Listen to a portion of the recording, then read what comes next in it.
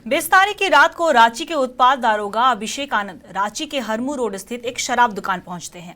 यहां दुकान के सेल्समैन को झारखंड बोलकर थप्पड़ रसीद कर दिए और घटना के 2 दिन हो गए हैं, पर अब तक ना इस सेल्समैन की FIR ली गई है और ना ही दबंग दारोगा जी पर कोई कार्रवाई हुई है। देखिए रिपोर्ट।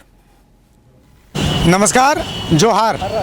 लाइव 7 TV देख रहे हैं आप। मेरा नाम अभिषेक भारती है। शराब बड़ी इंटरेस्टिंग चीज़ है ये शराब। हाँ, देश के लिए तो है ही। जब लोग थके मांदे घर पहुंचते हैं तो 2 पैक मार करके सो जाते हैं, यही तो है शराब। लेकिन झारखंड में शराब सिर्फ इतना नहीं है, शराब से जुड़ा बहुत बड़ा खेला भी है। तमाम खेला तो हम आपको दिखाते ही रहते हैं, लेकिन आज कुछ ऐसा दिखाने वाले हैं जो आपको लगेगा कि नहीं, ये दिखना ज़रूरी था। इसके लिए समझना होगा कि हम कहाँ पर हैं। मैं दिखा रहा हूँ आपको। देखिए, ये रांची की सबसे बिजी सड़क है। कौन सा रोड है ये रांची का हरमू रोड है। यहाँ से मेरे दाहिने आप अगर 500 मीटर चले जाएंगे किशोरगंज चौक आ जाएगा। मेरे बाईं तरफ अगर 500 मीटर चले जाएंगे तो इधर आ जाएगा रातू रोड चौक। मतलब रांची का सबसे व्यस्तम इलाका है। आप देख सकते हैं लगातार गाड़ियां गुजर रही हैं। मुख्यमंत्री इसी रास्ते से गुजरते हैं। अभी थोड़ी देर पहले विधानसभा के अध्यक्ष गुजरे हैं। मतलब सबसे VIP इलाका है। अब मेरे पीछे क्या है? मेरे पीछे ये एक शराब दुकान है, जैसा कि आप देख सकते हैं। अनुज्ञप्ति प्रदत्त विदेशी शराब की दुकान, हरमू बाईपास रोड, गौशाला से हरमू बाजार चौक क्षेत्र तक, नंबर 4। मतलब अब ये साबित हो गया कि ये एक शराब दुकान है। तो मैं यहाँ क्यों आया हूँ? मैं आपको एक शख्स से मिलाने के लिए लाया हूँ। देखिए, मेरे साथ एक शख्स है, बहुत आम आदमी है, गरीब आदमी है। गरीब आदमी कैसे हैं? इनका नाम श्रीकांत है। इसी शराब की दुकान में सेल्समैन का काम करते हैं, दारू बेचते हैं। सिंपल सी बात है। महीने भर मेहनत करते हैं तो फिर तनख्वाह आती है, जिससे इनका घर चलता है। यही इनकी पहचान है। कोई बहुत बड़ी जानकारी नहीं है इनकी, कोई बहुत लोगों से इनकी पहचान नहीं है। आज किस्मत से ये मुझे सड़क पर मिले। सड़क पर बातचीत हुई तो इन्होंने मुझे बताया कि भैया मेरे साथ एक अजीब वाकया हुआ। तो मैंने पूछा क्या हुआ? तो बोले देखिए ना, उत्पाद विभाग के एक अधिकारी हैं। कल रात में वो मेरे पास है, मेरा नाम पूछा, मेरी जाति पूछी। जैसे ही मैंने अपनी जाति पचाई, थप्पड़ मारना चालू कर दिया। कम से कम 4 से 5 थप्पड़ मार दिए। इतनी थप्पड़ मारी कि इनकी गर्दन नहीं उठ रहा, गले में चोट है। मैं इन्हीं से सब कुछ पूछूंगा, लेकिन उससे पहले इनके हाथ में एक चिट्ठी है। ये चिट्ठी मैं पढ़ के आपको दिखाता हूँ। ये अलग अलग अधिकारियों के लिए इन्होंने चिट्ठी लिखी है, जैसा कि आप देख सकते हैं। अब इस चिट्ठी को मैं आपको पढ़ के बताऊँगा तो आपको समझ में आएगा। चिट्ठी में इन्होंने उत्पाद आयुक्त महोदय रांची झारखंड को लिखा है कि दुकान में घुसकर मारपीट करने के संबंध में सारी बातें इन्होंने बताई। अभी जो इन्होंने चिट्ठी में लिखा, इन्हीं से पूछता हूं मैं। श्रीकांत भाई, क्या हुआ है कल रात में, मुझे बताइए। जी, मेरा नाम श्रीकांत कुमार सिंह हुआ। मैं दुकान में बैठा हुआ था। अचानक दरोगा जी आए, हमसे पूछे तो क्या नाम है? हम बोले श्रीकांत कुमार सिंह। तो हमारे साथ मारपीट करना स्टार्ट कर दिए। हम पूछते रह गए कि सर मेरा गलती क्या है? बोले ने मारते हुए निकल गए, गाली देते हुए कि साला तुम लोग झारखंड के आदमी है। इतना मेरे साथ गलत व्यवहार किए, गाली दिए और नौकरी से निकालने की धमकी दिए। बोले कि तुमको कल से 7 नंबर देसी में काम करना है तो रहना। मैं गरीब परिवार से बिलोंग करता हूँ। अगल बगल के आदमी से पूछ सकते हैं कि आज तक मेरा ये दुकान में व्यवहार क्या रहा है। उनका मनसा साफ था कि हमें पैसा दो, लेकिन वो खुल के मेरे साथ बोले नहीं। अब क्या उनको हुआ, वही मैटर में मेरे साथ मारपीट किए और जाति पूछ कर मारपीट। क्या नाम है दरोगा जी? अभिषेक आनंद। पहले भी आते रहे? हाँ, पहले भी आते थे तो गाली दे के बोलते थे, लेकिन कभी हाथ नहीं पैसा मेरे से नहीं लिए हैं, लेकिन मांगे ओपनली मांगे नहीं हैं। उनका मनसा है पैसा मांगना। और वो बहुत बड़ा खेला करते हैं। आज के 8 दिन पहले की कहानी बता रहे हैं। 13 तारीख स्टेशन दुकान, लाइसेंस नंबर हमको याद नहीं है, खाना खजाना के बगल में, वहाँ के भी दरोगा यही हैं। वहाँ जब प्राइम 1 की कंपनी रेड मारी तो 4 पेटी वहाँ अवैध शराब पाया गया। और वो वही चाहते थे कि गड़ी खाना में भी मैं वही करूं, लेकिन जाने कि ये बड़ी जाति के हैं, व्यवहारिक हैं, सामाजिक। मेरा दारू बेचना उद्देश्य है सिर्फ कि मैं सही दारू आम जनता तक पहुंचाऊं। मेरा उद्देश्य यही है कि मैं गलत नहीं करूंगा, न गलत किसी को करने दूंगा। उन्होंने ये भी बोला क्या, मतलब झारखंडी वारखंडी इस तरीके? हाँ हाँ हाँ, मतलब आप झारखंड के रहने वाले हैं इसीलिए आप? मेरे से हाँ, आपके साथ ऐसा किया जा रहा है। गाली शब्द से संबोधन किए, जब भी वो आते हैं गाली देते हैं, मारपीट करते हैं। मैं गरीब परिवार से बिलोंग करता हूं, तो मैं क्या कर सकूं। आप यहाँ पर काम करते हैं कौन सी कंपनी के लिए? Prime one company. कितनी तनख्वाह है इसको? 8,985 रुपये। कितना महीने से तनख्वाह नहीं मिला है? 4 महीना के तनख्वाह मिला है। मई महीना से काम कर रहा हूँ, 4 महीना के तनख्वाह मिला है। बीच में हम लोग अपना दुकान से तनख्वाह निकाले थे, बाल बच्चा परिवार चलाना है, तो कंपनी बोली कि दुकान से निकालिए, जो मैं लिख के तो इसी से मतलब 8,000 रुपये से आपका घर परिवार? जी जी जी। तो देखिए, कुल मिलाकर के दरोगा जी ने ये सोचा कि गरीब आदमी 8,000 रुपये तनख्वाह मिलता है, मार देंगे एक थप्पड़, कौन क्या कर लेगा। होता क्या, मैं आपको बताता हूँ। सड़क पर जो आदमी रिक्शा चलाता है या जो आदमी ठेला निकालता है, कार वाले लोगों का सबसे ज़्यादा गुस्सा इन्हीं पर उतरता है। क्यों? इनको लगता है कि ट्रैफिक जाम ये रिक्शा वाले और ये जो ठेले वाले इनके कारण होता है, कार वालों के कारण ट्रैफिक जाम नहीं होता। दरोगा बाबू ने सोचा कि 2-4 थप्पड़ मार देंगे तो क्या फ़र्क पड़ता है। अगर 2-4 थप्पड़ मार भी देंगे, इस आदमी का कोई जैक नहीं है, कोई जुगाड़ नहीं है, किसी को ये जानता नहीं है, क्या बिगाड़ लेगा ये। लेकिन आपके जैसे लोगों के लिए ही लाइव 7 टीवी है, मैं आपको बताता हूँ, ठीक है। आपने कहीं शिकायत करी?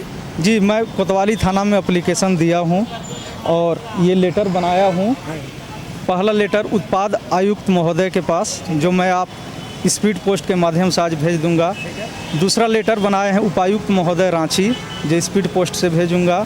तीसरा ह्यूमन राइट, क्योंकि हम आम परिवार हैं, गरीब परिवार हैं, मेरा मदद करने वाला कोई नहीं है, इसलिए ह्यूमन राइट के पास मैं लेटर लिखा हूँ। चौथा, प्राइम वन शाखा प्रबंधन के नाम पर सब आपने मतलब ये लिखा है।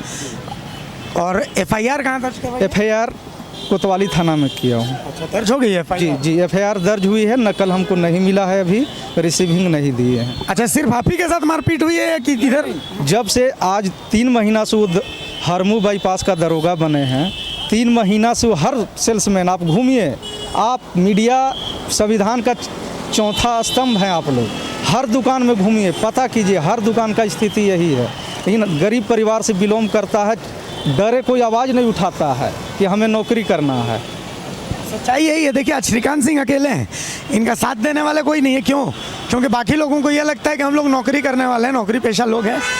इस बेरोजगारी के समय में 8,000 रुपया मिल रहा है, वो भी नहीं मिलेगा, वो भी नहीं मिलेगा तो घर का परिवार कैसे पालेंगे, पोसेंगे, ये स्थिति है।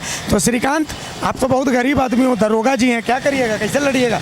डर नहीं लग रहा है? देखिए, मैं संविधान को मानता हूँ, संविधान पवित्र है, मैं आम आदमी हूँ, किसी तरह से मैं लड़ूंगा, हार पीछे मैं नहीं मुड़ूंगा। आज न्याय नहीं मिले, 4 महीना बाद न्याय मिले, प्रेस पर हमको पूरा विश्वास है, मेरा माध्यम रहेगा प्रेस, हमें न्याय मिलेगा। देर है लेकिन अंधेर नहीं है। तो श्रीकांत, आपके साथ लाइव 7 है, कोई और रह नहीं रहे, और यकीन मानिए, जब तक आपको इंसाफ नहीं मिलेगा तब तक लाइव 7 आपकी आवाज़ उठाता रहेगा, आप निश्चिंत रहिए। देखिए, बात ये नहीं है कि श्रीकांत के ऊपर 4 थप्पड़ मार दिए गए, बात ये है कि एक दरोगा की इतनी हिम्मत कैसे होती है कि झारखंड में आकर के वो बोलते हैं कि तुम झारखंडी, और उनको जाति सूचक जगाली देते हैं, थप्पड़ मारते हैं और उसके बाद आराम से चले जाते हैं। दरोगा यहाँ आए क्यों थे? इनका कहना है कि वो पैसे लेने के लिए आए थे, 100% वो पैसे लेने के लिए आए थे। और दरोगा यहाँ क्यों आएंगे? यहाँ और भी दुकान है जहाँ पर उन्होंने मारपीट की है, लेकिन वो दुकानदार डरे हुए हैं, ऑन कैमरा कुछ भी नहीं बोलना चाहते हैं। हम आरोपों को दिखा रहे हैं। मैंने उत्पाद कमिश्नर साहब से बात की, खनन सत्यार्थी जी से, उन्होंने कहा कि नहीं, आप ये मामला मेरे संज्ञान में आप डाल रहे हैं, मैं जांच करूंगा, इस मामले की कार्रवाई भी करूंगा, जो दोषी होगा कार्रवाई करेंगे। अब इस शराब के खेल के बारे में समझिए। हॉलोग्राम को लेकर के खेला है, रेवेन्यू को लेकर के खेला है, जो शराब जब्त होती है उस शराब को लेकर के खेला है। बहुत जल्दी हम ये भी खुलासा करने वाले हैं कि उत्पाद विभाग में एक रांची में अधिकारी है, वो अधिकारी रामगढ़ में पोस्टेड था, तब भोर सिंह यादव जब वहाँ पर हुआ करते थे, उन्होंने कार्रवाई की थी। वो अधिकारी यहाँ पर हंस हंस कर बात करते हुए जितनी अवैध शराब का जो वसूली है वो सब करता है। जैसा कि हमने कुछ दिन पहले उत्पाद विभाग के दारोगा की एक खबर दिखाई थी। हमने दिखाया था कि कैसे एक दारोगा एक सेल्समैन के ऊपर हाथ उठाता है और साथ ही साथ गाली गलौज भी करते हैं। और हमारे साथ इसी खबर पे अभिषेक जुड़े हुए। अभिषेक, पूरे मामले में कुछ नई बात निकलकर सामने आई है क्या? क्या उस दारोगा पर कुछ कार्रवाई हुई है या फिर इसी तरह बेधड़क अपने दबंग अंदाज में दारोगा साहब अभी भी बाहर घूम रहे हैं? जब आपने इस बातचीत को सुना होगा तो कुछ पॉइंट्स, जिन पॉइंट्स पर आपने ध्यान दिया होगा।